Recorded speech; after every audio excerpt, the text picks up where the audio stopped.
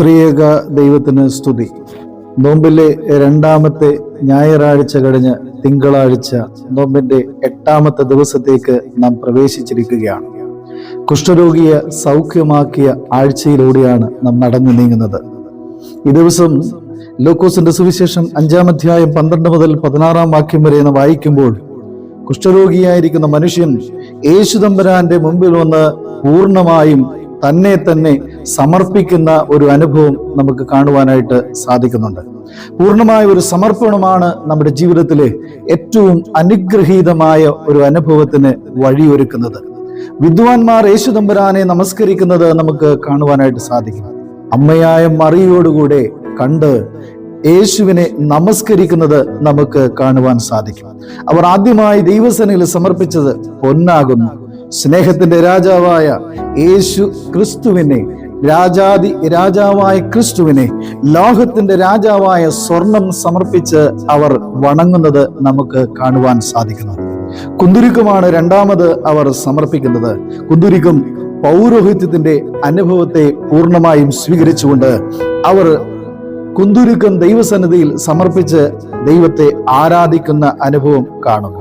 മൂന്നാമത് അവർ ദൈവസന്നിധിയിൽ സമർപ്പിച്ചത് മൂരാകുന്നു.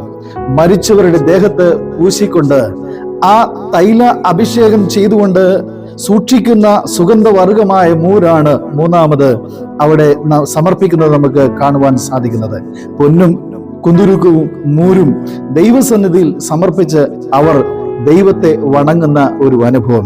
സ്നേഹത്തിന്റെ രാജാവിനെ, പൗരോഹിത്യത്തിന്റെ രാജാവിനെ അവൻ മരിച്ച് ഉയർത്തെഴുക്കുമെന്ന പൂർണ്ണ ബോധ്യത്തോടുകൂടെ അവർ സമർപ്പിക്കുന്ന ഒരു അനുഭവം നമുക്ക് കാണാൻ സാധിക്കുന്നു.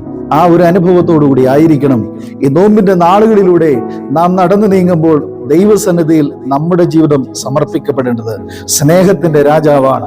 ഞാൻ ഒറ്റപ്പെട്ടവനാണ്, ഞാൻ ഏകാന്തതയിൽ ജീവിക്കുന്നവനാണ്, സമൂഹത്തിൽ നിന്ന് മാറ്റപ്പെട്ടവനാണ്, എന്നെ സഹായിക്കാൻ ആരുമില്ല എന്ന അനുഭവം എൻ്റെ ജീവിതത്തിലുണ്ട്. എൻ്റെ ഉള്ളിലെ ചിന്ത അങ്ങനെയാണ്. എന്നാൽ നിന്നെ സ്നേഹിക്കുന്നവനാണ് ലോകത്തിന്റെ രക്ഷകനായ ക്രിസ്തു എന്ന ബോധ്യം നിന്റെ ജീവിതത്തിൽ ഉണ്ടാകുകയും നീ ദൈവസന്നിധിയിൽ നിന്നെ തന്നെ പൂർണ്ണമായും സമർപ്പിക്കുകയും ചെയ്യുമ്പോൾ ആരെല്ലാം മാറ്റി നിർത്തപ്പെടുന്ന അനുഭവമാണ് നിന്റെ ജീവിതത്തിലെങ്കിലും നിന്നെ ചേർത്ത് പിടിക്കുന്ന ദൈവമാണ് നിന്റെ മുമ്പിൽ നിൽക്കുന്നത് എന്ന ബോധ്യം നിന്റെ ജീവിതത്തിലുണ്ടായി.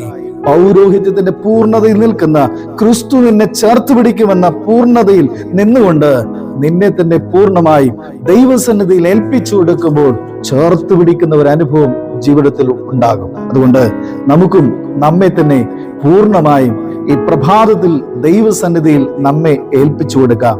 ഈ കുഷ്ഠരോഗി ജീവിതത്തെ പൂർണ്ണമായും സമർപ്പിച്ച് നമസ്കരിച്ചതുപോലെ നമുക്കും ദൈവസന്നിധിയിൽ സമർപ്പിക്കാം. വിദ്വാൻമാർ തങ്ങളെ തന്നെ സമർപ്പിച്ചതുപോലെ തങ്ങൾക്കുള്ളതിനെ ഏറ്റവും ഉന്നതമായ ശ്രേഷ്ഠമായ അനുഭവത്തെ ദൈവസന്നിധിയിൽ സമർപ്പിച്ചതുപോലെ നമുക്കും സമർപ്പിക്കാം.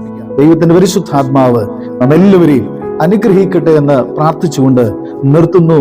ദൈവം നമ്മെ അനുഗ്രഹിക്കട്ടെ.